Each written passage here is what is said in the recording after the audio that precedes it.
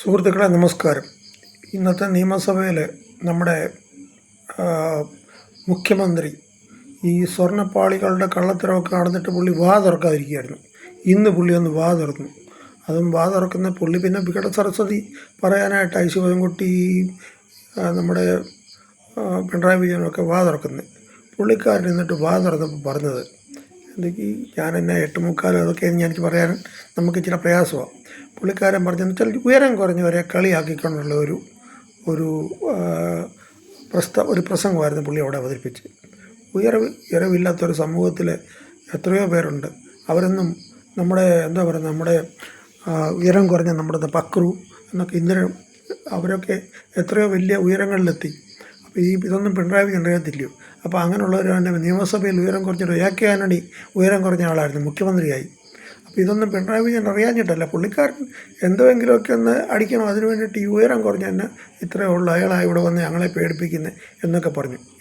ഞാൻ ആ മുഖ്യമന്ത്രിയോട് ചോദിക്കുന്നത്, എൻ്റെ മുഖ്യമന്ത്രി, നിങ്ങൾക്ക് ഇത്രയും ഉയരവും ആരോഗ്യമൊക്കെ ഉണ്ടായിട്ടാണോ ഒരു ബസ്സിൽ നിന്ന് അങ്ങോട്ട് കയറാൻ? എന്തോ നിങ്ങൾ നവകേരള യാത്ര നടത്തിയില്ലയോ?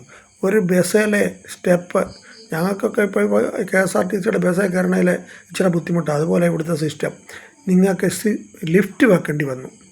അപ്പം നിങ്ങൾക്ക് ഉയരം ഉണ്ടായിട്ട് എന്തോ കാര്യം, ആരോഗ്യം ഉണ്ടായിട്ടെന്നൊക്കെ. അതുപോലെ രണ്ട് വർത്തമാനം പറയണമെങ്കിൽ നാക്ക് എന്ന അടിച്ച് പല്ലിയുടെ കൂട്ട് 1 മിനിറ്റ് കൊണ്ട് പറയേണ്ടത് 5 മിനിറ്റ് എടുത്താണ് പറയുന്നത്. നിങ്ങളാണോ മറ്റുള്ളവരെ കുറ്റം പറയുന്നത്?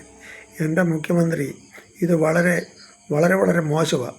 ആദ്യമേ അവനവൻ്റെ കാലയിലെ മന്ത് മാറ്റ്, അല്ലെങ്കിൽ അവനവൻ്റെ കണ്ണിലെ കരട് മാറ്റ്, കോല് മാറ്റ്, എന്നിട്ട് മറ്റുള്ളവരുടെ കണ്ണിലെ കരട് മാറ്റ്.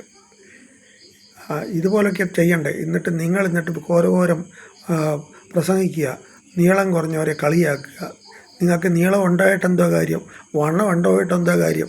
എന്തെങ്കിലും ഒരു ചെറിയ അസുഖം ഉണ്ടെങ്കിൽ മൂലക്കുരുവിന് വേണ്ടി അമേരിക്കയ്ക്കാണ് നിങ്ങൾ ചികിത്സിക്കാൻ പോകുന്നത്. അതിനുള്ള സാഹചര്യം നിങ്ങൾക്കിപ്പോൾ ഉണ്ട്. അതുകൊണ്ട് നിങ്ങൾ പോകുന്നു.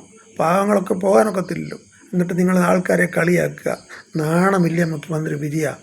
നാണമില്ലേ എന്ന് ചോദിച്ചുകൊണ്ട് ഞാൻ ഉപസംഹരിക്കുന്നു. Good night.